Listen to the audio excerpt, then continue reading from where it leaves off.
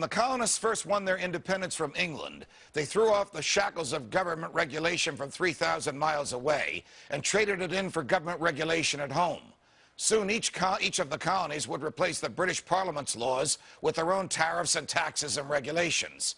But at the very end of the Revolution, right before local regulations were enacted, the market here was truly free. What is a free market? A free market is a system of exchange of goods and services that is free from government intervention or interference. The big government types in both parties here have often contended that the free markets have failed and have actually caused the recession from which we're all suffering today. This argument, of course, is ridiculous and born of ignorance. The federal government enacted laws that encouraged banks to lend where they ordinarily would not, and in some cases forced them to do so. When that didn't work to the satisfaction of the bureaucrats, they used taxpayer dollars to get the banks to lend to those who were not creditworthy. Fannie Mae and Freddie Mac, those two behemoth corporations owned by the taxpayers, effectively told the banks to lend to whomever they could because home ownership was good for everybody, and then sell the debt to Fannie and Freddie. That would be you, the taxpayers. So uncreditworthy borrowers received loans from banks and bought houses. The banks made money on each loan. The federal government bought the loans from the banks. The banks were off the hook. The borrowers defaulted. And the taxpayers got stuck with the losses. You'd be hard-pressed to find any industry or business in America that is not regulated by the federal government. We don't have free markets in the United States, but we do have capitalism. The free market and capitalism are not the same thing. Capitalism is the private ownership of the means of production and the use of such to turn a profit. A free market operates under capitalist principles, but capitalism does not necessarily require, or as we know, even prefer, a truly free market. There are all kinds of capitalism that don't rely on a free market.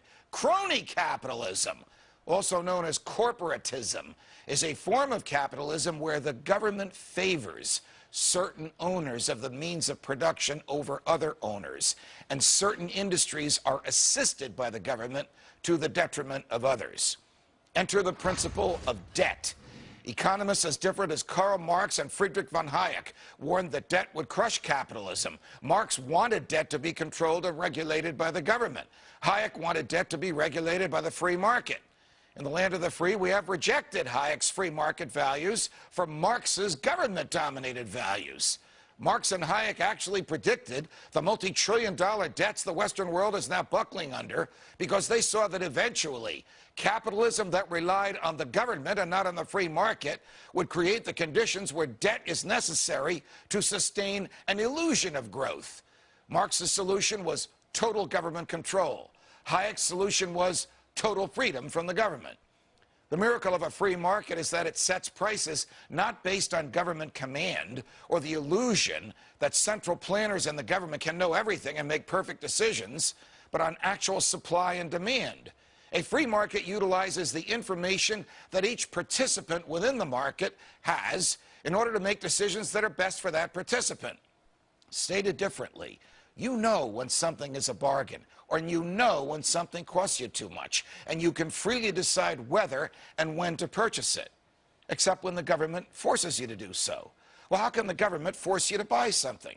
Take the case of Solyndra. Certainly it fit the definition of a capitalist venture. It was a private means of production of solar panels that was attempting to turn a profit. But it was also crony capitalism. And so the capital available to Solyndra was not based on economic risk or reward, but on political calculations. By using your tax dollars to help finance Solyndra, the Obama administration forced you to buy Solyndra stock.